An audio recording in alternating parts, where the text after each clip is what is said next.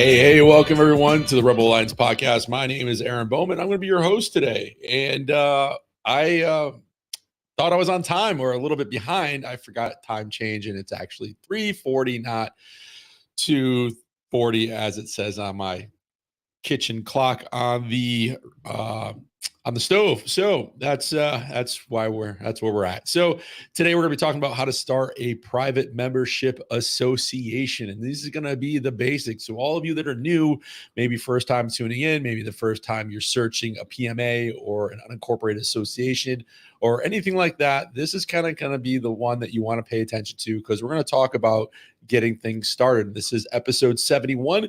And before we get into that, let's take care of some housekeeping. So if you are looking for DIY templates, more information regarding associations, common law, and all that good stuff, you can always head over to the eastcoastpma.com for more information and to get our DIY templates. You can also schedule a time to speak with me there. And if you are interested in getting on a monthly Zoom call, not Zoom, we use Meeting, but a monthly video call. We just had it with the ladies from the PMA Manifesto. We do that the first Wednesday of the month. But if I have that wrong, you can just go over to the pmamanifesto.com and you can get onto the newsletter there, or the newsletter at East Coast PMA, or the Facebook groups, or the Telegram, all with the same name. And if you are in the Facebook group for PMA Manifesto and you want to read the manifesto, you actually get a discount code by being part of that community. And we also post everything in there. Then sometimes I pull questions out of that group and East Coast PMA to answer. Same thing with the Telegram. So that being said, the last thing I want to talk about, there's a couple things actually, but the last one is for any of you who are looking to take back your computer sovereignty, to take back all the data that's shared on all these prying eyes. You can head over to Start9, pick up one of their embassy servers. I'm actually talking with one of their guys over there. We're going to have them on. I don't know if it's going to be this week, probably next week, to really go into the whole system, how it got started, why it's important to have it. But for me personally, I think they're great. I can have end-to-end encryption, like Death Star level encrypted text messages to my communities, my friends, my family, that sort of thing. I can run my own Lightning node if you're into that. I can run my own BTC Pay, which is kind of like a PayPal, but all with Bitcoin. And I can sell items and stuff online that way also. It is a fantastic thing to have. And if you're looking to pick one up, I know some of you already have, but if you are looking to get one, use the code Rebel Alliance and you will get 9% off at checkout. And it helps support this show. And then, and also what they're doing over at Start9, which is pretty sweet. So that being said, a couple other things. Later on this week, on Thursday, we will be having a special guest. Dave Merlin will be coming on. We did one a while back about criminal complaints. That was probably about 2 years ago now, a year and a half ago. And Dave and I talked yesterday. He's got some really great things going on. He's got some really good education and training that he wants to share with everybody.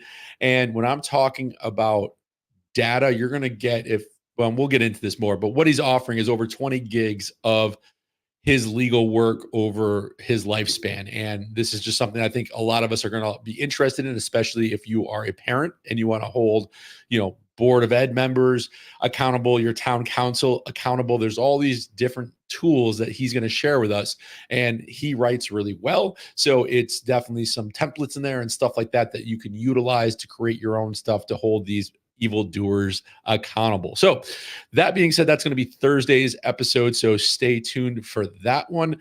And the last thing I have to plug, and I'll probably be plugging it up until May, is myself and the two Angelas from the PMA Manifesto will be heading to the oh man, I just lost it. The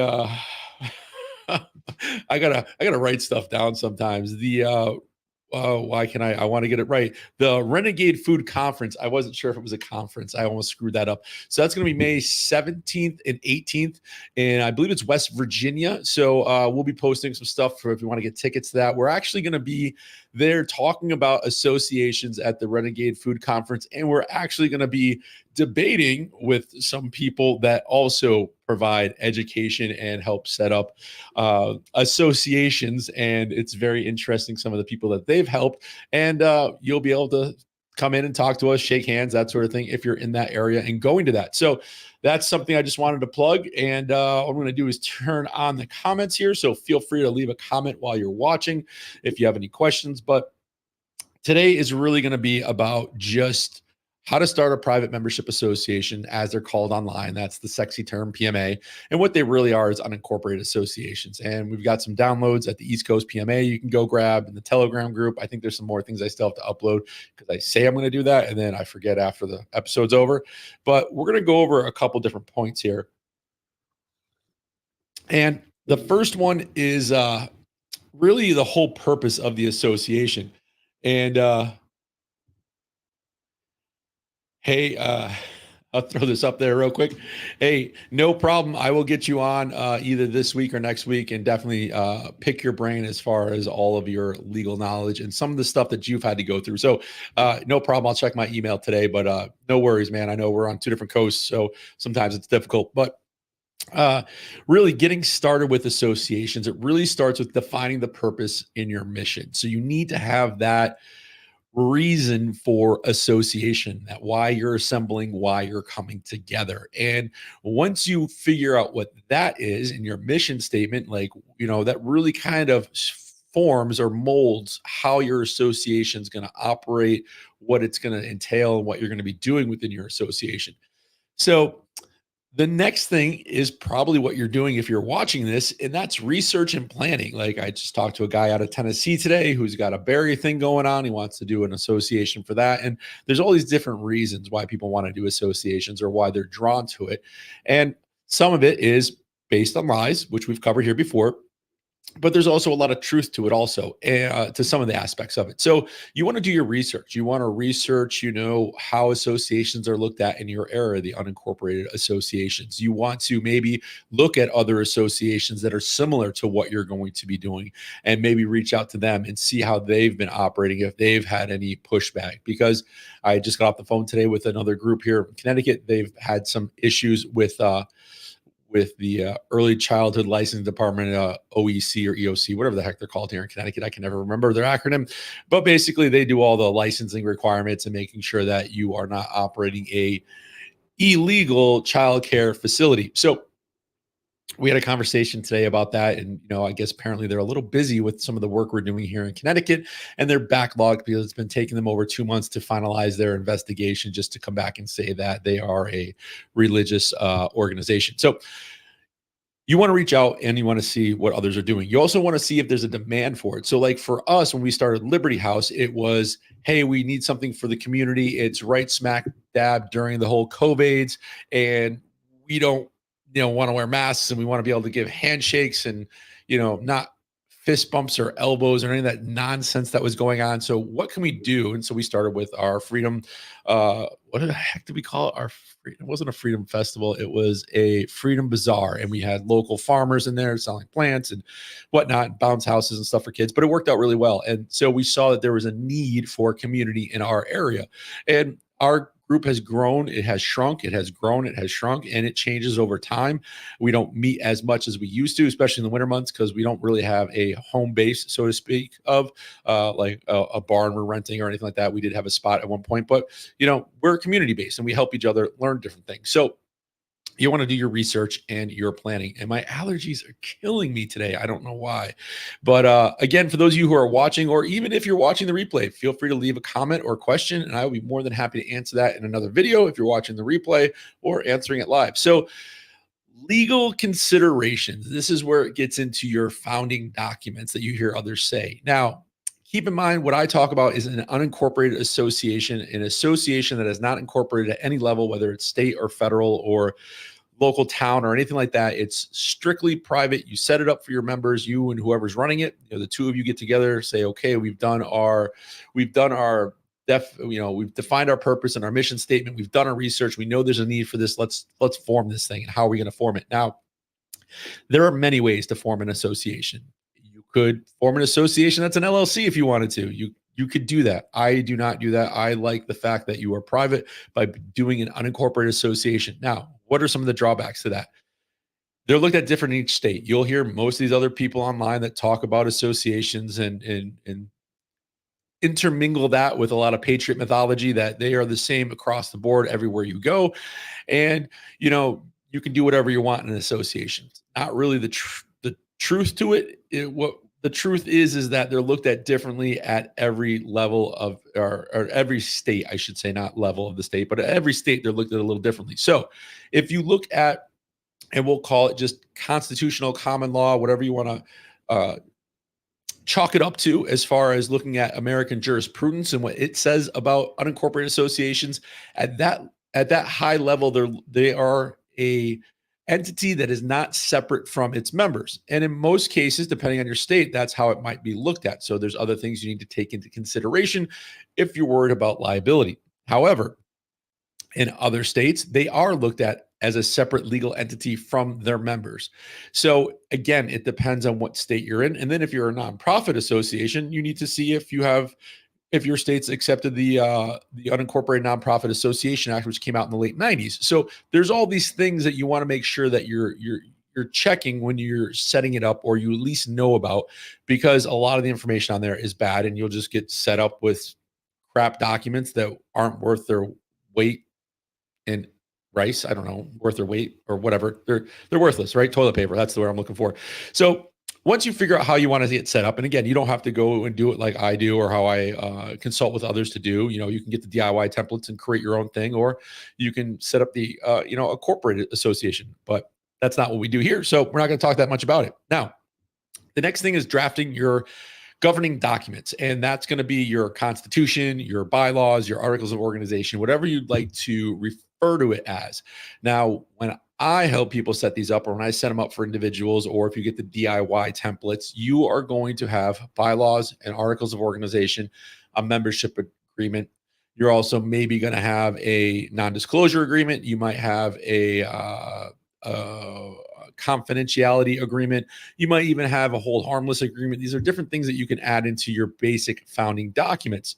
And okay, I just saw this one. This is great. So yeah, they aren't worth their weight in crap, because even crap can be used as fertilizer. That's a good point. I appreciate that one. Yeah, 100%. So when you have your documents, whatever you'd like to call them, you want to start forming them. This is going to dictate how your association is going to run. So if there's any problems with a member or anything like that, maybe you have to remove a member, or you want to have a member wants to step up and take a position within the association. Maybe it's the treasurer, the vice president, or what have you, or maybe they want to start an advisory council like we have. That all needs to be defined in your founding documents.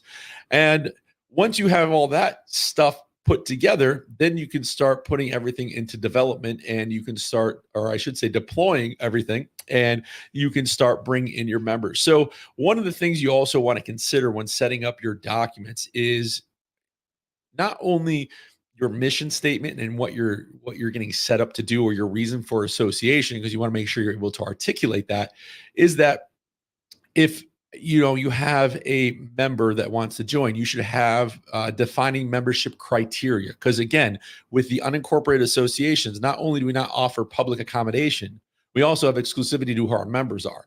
And so that allows us to say, okay, well, maybe we don't want atheists in, or maybe we just want to have unvaccinated people within our group. Whatever it is, you want to make sure that that's all defined, and what the criteria is for gaining membership. Maybe you have to be referred to by a current member to gain access to the association. It all depends on how you want to set it up. And that's why I like associations so much, is that once you realize what your common goal is and what you're coming together for, you can run it really, as long as you're not breaking any laws, however you want, right? So that's going to be important. And then as you have these documents, membership development, like we're talking about a little bit here with the exclusivity, or what the criteria are going to be, you also want to know how, if you're going to have different levels, maybe plans, maybe you have a yearly membership, maybe you have a 6-month membership, you want to create that membership tiers or packages, whatever you, however you'd like to do it. Maybe you have like this guy I talked to has a berry farm, and he's going to be selling blueberries, strawberries, raspberries, whatever, mulberries. I don't know, whatever he's going to be selling. And maybe if you have, at one level of the association, you don't get the classes, but then maybe that next level you get classes and you get something else. So, uh, yes, that is correct. I'll bring that up in a second, Salim. Yeah, that is correct. I'll bring that up in a second. Terms of membership, yeah. So I'll just bring it up right now while we're talking about it. So again, this is a good point here that a private membership association is still subject to laws against discrimination, right? You can't discriminate any sex, creed, um, anything like that, like the protected classes, so to speak. And I think they've added some over the last few years, probably. Kind of think of it like if you're, renting to somebody, or like, if you're a real estate agent, then you're happen to be in this stuff, you understand what the protected classes are, or unless you have a very intimate association. And the reason why we say that is because there has been some court cases where the association in one part of the country did not allow women in, and in another part they were allowing women in. And then they said, okay, well, how is it going to be across the whole country? And then that was also during women's rights and stuff like that, and the protests and everything back in the day. So they ended up ruling that because part of the association was allowing women in, that everybody had to be allowed in as far as women and stuff like that. But that's a whole nother topic. And again, you also want to make sure that you're talking about either intimate association or expressive association. Those are two different types of uh, associations within associations, I guess is the best way to put it. And really what it boils down to is how many members you have, right? If you have a small group, let's say 500 members, you're probably going to be considered an intimate association. I'm still looking for an actual number. I can't find one anywhere, but I haven't looked in a while either. So maybe that'll be this week, as opposed to something, let's say, like Amos Miller was doing or is doing, where he had over 4,000 members and they were all over the place. It's really not intimate, and the government could say they have an interest in what's going on there. So that's very important to remember while you're going through all this. And then again, like I was saying, under membership development, what kind of recruitment are you going to do? How are you going to bring people in? Does it have to be a referral basis? Maybe you have open houses. Maybe you do like what we do is we do a potluck, and any prospective members come to that potluck. They get to meet the other members. We kind of get to feel everybody out, see if it's a good fit, and then we vote on it and say, yes, we'd like to have this person in. And if one person says, no, I don't want them in for whatever reason, well, then that's how it goes. It has to be a unanimous thing. So that's kind of under membership agreement. Uh, yeah, you're welcome for the PMA manifesto. It is a good myth buster. And for those of you that haven't gotten it yet, if you do get it, it does deal a lot with tax stuff because that's a lot of the myths that were out there. But anyways, yeah, thank you for for being on here too, and watching. I appreciate it. So once you have your documents and everything set up, you need to decide if you're going to have a actual structure where you're going to meet. Maybe you're going to be like us, where we meet, at individuals' houses, or we rent a pavilion. It all depends. We're community based, so it's a little bit different than if you have a homestead and maybe you're giving classes on, gardening and butchering livestock and stuff like that. It's going to be a little bit different, but maybe you have to decide what you want to do. If you want to rent a space, how you're going to bring in funds and pay for things and that sort of thing. So you need to make sure you understand that, the operational infrastructure, I guess is probably the best way to put it, how you want to put that together when it comes time to either, renting a space or just being, as a group that meets together. Completely up to you how you want to run that. Now, one thing I think that people don't think about, once they go through these certain phases and they've gone through their research and they see a need for it, is are you going to promote it? Because really, we want to still be private. So if you are going to do any type of launch or you're going to do any type of advertising, I would keep it very minimal to what you're doing. Keep it very vague. Hey, we're an association that gets together for XYZ. We have education classes, what have you. I would try to stay in more, if you're in the freedom minded groups within your area, maybe a freedom cell network or something like that. Or maybe you just know you have a group that meets, once a month, or they're on Facebook and they have a page or something like that. You want to start with, people and people you trust, right? Because want to keep everything private as much as possible. But yes, sometimes you need to put out advertisement and say, hey, we have openings within our association, because maybe you had like 50 members leave, and so now you have 50 open spots. And if you don't have a waiting list, well, then maybe you have some way of putting that out there through maybe a local community letter or something. We have CT Ramps here in Connecticut. It's a very big organization, and they have a newsletter that goes out, and so I get a lot of referral work through there, just because of the fact that I'm in Connecticut, and a lot of these people, since we don't have a religious exemption anymore, are looking for other ways of educating their kids, and not having to necessarily do the full homeschooling type stuff. So you want to make sure that you have an idea of how you're going to launch and promote everything, if you're going to do that. And then maybe you offer a membership incentive, bringing people in. It all depends on what you want to do, and that's what I like about this. So maybe for new members, they get a prorated amount, or they get 50% off their first year, or however you want to do it to bring people in until your movement starts to grow, or people start to know more about your association and that sort of thing. So this is kind of a sticky subject, I guess. Compliance and growth. So you want to grow, but you want to stay within that intimate association range, which to me would be 500 to 600 people and under. Again, I'm still looking for a clear cut number, as I haven't found one yet. But maybe I'm just not looking in the right place. But then you also want to make sure that if you are renting a spot, this is where we see a lot of pushback with zoning. Especially here in Connecticut now, because they can't find any other way to beat us. So you want to make sure that you're compliant if you are renting a spot, or if you're in a commercial spot, that if you are, if the fire marshal says you can't have more than 100 people in there, that you don't have 200 people in there. Out of just necessity of being safe and taking care of your members, you want to make sure you're doing things properly that doesn't infringe on your right to assemble or your right of association or anything like that. It's really just making sure that you are being safe. As much as we want to be left alone, sometimes it's good to have a fire marshal to say, yeah, this building's unsafe, or this and that. And again, that's where we see some pushback is you are not, you're in an industrial spot where we got pushed back early on, and we were doing bazaars and stuff like that, open mic nights and everything. And it just happened to be that the zoning boards, the zoning officer or commissioner or whatever his name is, or his title, his wife was going to an MMA spot next door. Now that mixed martial arts place was set up for mixed martial arts. It was zoned, but this other spot was just zoned for industrial work. It was just a big open building. And the guy there was doing some other stuff, but it came out like, who are these people meeting there? So we had to deal with that very briefly. But you want to make sure that you are constantly evaluating what you're doing and where you're at, and maybe you need to change and go somewhere else. For us, with what we do with Liberty House, we do stuff that's really private. We don't do we just recently got a website this past year. I think it was last year we got the website, so people could fill out memberships and stuff like that. But again, we're community based. We do barn raisings, which is basically like helping people out around their houses with to-do lists and that sort of thing. So these are just some of the things that you want to keep in mind when you are setting up your association. It's great to go out and get documents from somebody. Like, you can get them online for $250, or you can pay these people in Texas 10 grand or whatever it is that they're charging now, right?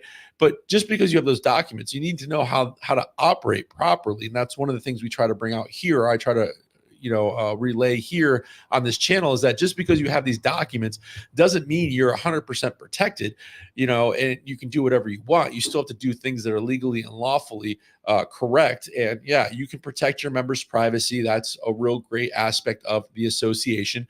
But, if you're trying to run a brothel, as I say, in a fentanyl factory, well, you're going to get shut down. There's nothing you can do about it, because, it's illegal. So, as long as you're not breaking any laws, or causing anybody harm, you're going to be really pretty good to go. Again, we're still following the Amos Miller case to see where that comes, because we are starting to get more pushback with some of these agricultural PMAs and stuff like that, or associations. But again, if it's between you, your members, and a fence post, really nobody else should know what the hell you're doing, right? And the problem is, a lot of people get online and they spew everything that they're doing. And hey, I just got this whole organic, raw, unpasteurized milk from Jimmy Bob Jones down the street, and now all of a sudden he's got knocks from the USDA on his door, right? Because people are blabbermouths and loose lips, think chips.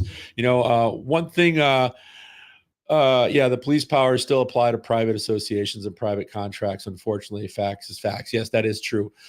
So, again, you want to make sure you're doing things that are not illegal. And again, like the example I just said with the milk and whatnot.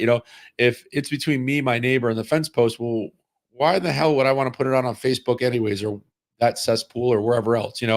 Uh, those social media outlets have certain uses, I think, and I'm more and more on Noster as much as I can be because, it is a full free speech and it's a protocol. It's not a platform. So I don't have to worry about it being, I don't have to worry about being banded or taken off or anything like that. But, as you get your documents and you start to, put your association together, you got to make sure that you're doing things correctly. And if you are listening to anybody that tells you you don't have to answer a cease and desist, you don't have to answer a door when they knock on it, well, that's subject, I guess, depending on what's going on.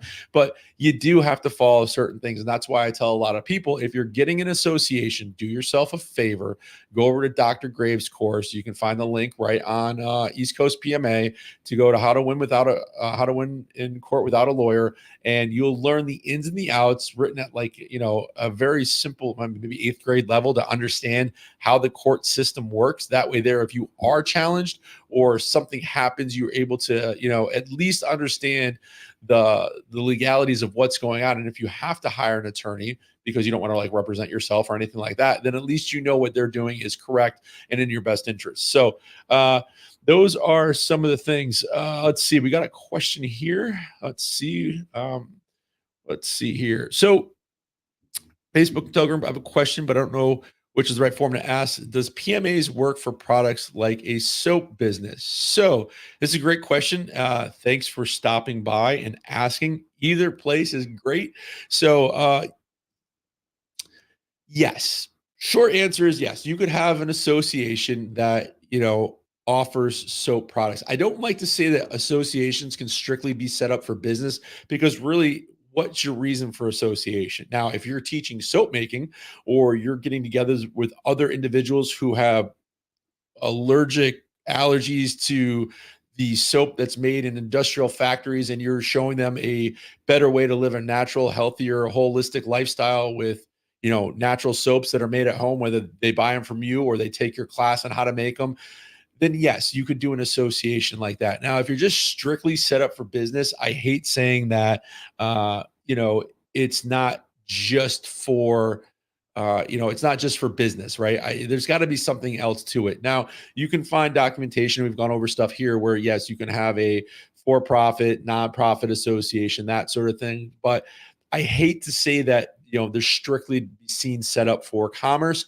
I think there's better ways of doing it than using just an association. But if you're going to be offering maybe online classes, in-person classes, you're going to be educating individuals that, hey, these harsh chemicals that are put in the soap that you get, whether it's Dove or Irish Spring or Old Spice or what have you, that there's better ways of doing it. And here's a more natural, holistic way. And you're helping people. Now, not only you're providing some education, but now they can also get products through you. So I would look at it that way. If you were just going to do strictly business, then, depending on the size, or if you're just starting off, an unincorporated business would probably be the best way to go for, cost wise to get started. If you're not really too worried about any type of, liability or anything like that, it's probably the best way to get going and get started. Because remember, one thing that I did not touch on is that most associations in most states, let's say there's two or three of you running it, at least minimum two, that they are going to be looked at as partnerships for tax purposes on most cases with the IRS. So, you want to make sure that if this is going to be a one person operation, it may not really work that well as an association. And these are kind of the questions that people ask when, they give me a call and we have these conversations. There's a lot of times I turn people away and I say, association doesn't really fit what you're doing. Go start a unincorporated business or an unincorporated business trust and do it that way, because they want to be strictly set up for business or they want to be a one man or woman operation and they don't really want to do it with somebody else that which is normally how you see associations set up. It's two or more people coming together for a common goal. They form the association, they bring all their members in, and then naturally commerce happens between members and bartering and selling and whatnot. So again, great question. Thank you for coming on here and asking that. I really do appreciate it. Let's see here. I like that. I thought of teaching how to make soap. If you do, I will sign up. It's one of those things that's in my list of how to make soap. I've got some books that it came from my mother. It's this big, I think it was like a Mother Earth book thing, and it has everything under the sun in there from raising rabbits to making soap to candles. I've always wanted to make candles and soap. I just never had the time to really go take a class anywhere or anything like that. But I think there's probably a need for that, even if you just start locally. Maybe you have, maybe 2 or 3 times a year, you have some type of soap making convention where you have people come to your place if you got the space for it, or you rent a place and they come in, they learn how to make soap. Maybe you offer some online classes. Maybe it's different tiers within your association if you're going to be offering that stuff. So, again, I think that's a great way to do it and to get started. Uh,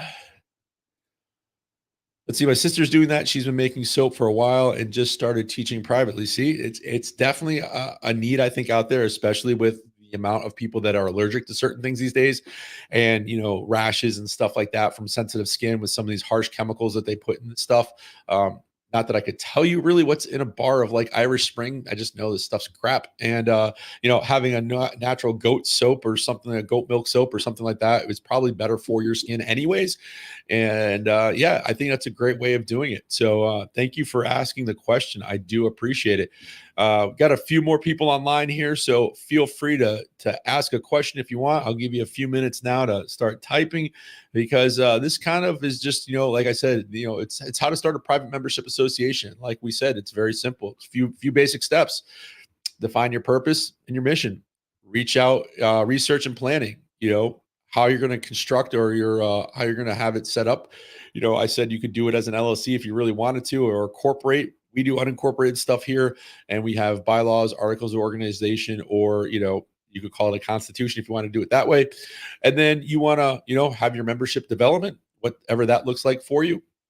Establish operational infrastructure, where you're going to be, what you're going to do, who's going to be doing what, who's going to collect dues. All that stuff needs to be worked out in these documents. That's why it's so important. Whoever you get your documents from, they're really well written and they're really detailed oriented. Again, you can't cover everything, but you want to cover some of the big things. Then you want to, how are you going to launch and promote it, and then maintaining your growth within your association. uh Yeah, thank you. I appreciate it. Yeah, it's I don't even know what we use for soap here. My wife buys it, so I just go in the shower and whatever's there I use. But I think that's most men just don't care to some extent. But yeah, so that's it. I mean, don't overcomplicate this stuff. This stuff doesn't have to be that complicated. You can write your own documents. You can get the DIY templates. You can go over and talk to the ladies at the PMA Manifesto. You can reach out to me and schedule a time and to see if it's a fit, if you have more questions. And then, once you get all your documents and your ducks in a row, it's great. Like right now, I said, we're giving Connecticut a run for its money. It sounds like, because the conversation I had today, they're now going on 2 months of whether they are in the state's eye operating as a religious organization, and they provide education to their members' children, and the spot they rent is in a temple, which is even more confusing why the state would even want to put their nose into what they're doing. But that being said, it's great to get these established. If you are watching this and you have an association, shoot me an email. Let me know about it so I can talk about it on here, and put it together on the list that I'm trying to grow for associations across the United States, and I guess Canada, South America, wherever. If you have an association, Australia, we get a lot of people from Australia reaching out, and we got some stuff that's in the works over there with some individuals that eventually be on here. Talk about a time zone difference. I think it's like morning for them, but we'll definitely get your information out there to everybody so they know more about your association. And then email me questions, post them on here and stuff like that. Let's see. You can against the meddling municipality department that's bugging you guys. Yeah, we are. We're working on it. We're getting there. We've got some stuff, and you know, yeah, it's we've got some things we're working on here. Actually, not to get too far off topic, but tonight is our council meeting for the town, and there's a few things that I have to go discuss. So I have to start getting those notes together. But oh, and you are in Puerto Rico. Oh, cool. So awesome. Well, now I know that people other than my mom and Salim and are watching. So in Puerto Rico, that's a I've only been to the airport there. I've never actually been. But that's cool that you're watching from Puerto Rico. I appreciate it. And thank you for your questions. It's also great. So I guess one thing you'd have to figure out is shipping, being that you are on an island. If you're going to be doing it globally, I guess would be the best way of putting it. But that's it. That's all I have for today. Again, like I said, keep it simple. Don't overcomplicate things. Don't get paralysis of analysis where you're just watching. I mean, you can watch all my videos. That'd be great. I'd appreciate it. But don't overthink this stuff. It's really simple stuff. It's once you figure out, like I said, your mission and how you want to run things and your reason for association, everything else just kind of falls into place. And you might start off like we did with Liberty House, started off one way, and it's going to naturally evolve over time to where you work kind of all the kinks out, you figure everything out, and then maybe you start as a community base, but now all of a sudden you've got a sourdough bread making association, because apparently making sourdough bread's really hard if you don't have a really good starter and stuff like that. So maybe you start getting together with other people that make sourdough bread, and you really just come together and make the world's best sourdough bread ever. And if you do, let me know, because I'd definitely buy some. So that being said, hey, Frozen Dog, thanks for coming on today. Haven't seen you in a while. Good to have you here. And everybody else, I do appreciate everybody spending the time with me. It's great seeing 4 people on here. Maybe one day we'll break the double digits. I think we got close one time, but that being said, there will be an episode tomorrow. Wednesday is going to be kind of iffy. I have some trees that need to get cut down, so it's going to be a nice day here in Connecticut. So I don't know. It might be a pre-recorded show, but needless to say, thank you all for stopping by. I do appreciate it and spending your afternoon. Oh, Tennessee. Hey, what's up from Tennessee? Again, for those of you that are stateside, unless you want to come in from Puerto Rico, we are going to be, myself and the 2 Angelas are going to be at the Rogue Food Conference in May. I believe it's in West Virginia. I think the town's like Sutton. There will be information on East Coast PMA, and there is stuff on the PMA manifesto. I believe Erica put that up. Unfortunately, she's on the West Coast. She can't make it, but it should be a very good 2-day conference. And again, we'll be debating others that provide associations to people, and don't necessarily. I'm not going to say they don't tell the truth. I'll just leave it at that. We'll be debating others that deal with associations, so that should be a fun time. So any of you that are close by, definitely consider going.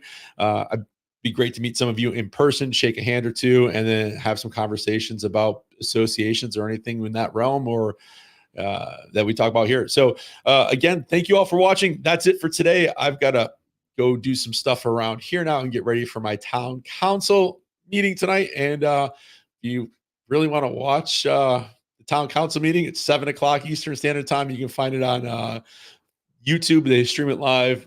The Mansfield, Connecticut is their YouTube page, and there's going to be a few of us there. We're starting to rally together and get out there with our pitchfork, so to speak. So thank you all for watching. I will talk to you all tomorrow. Peace.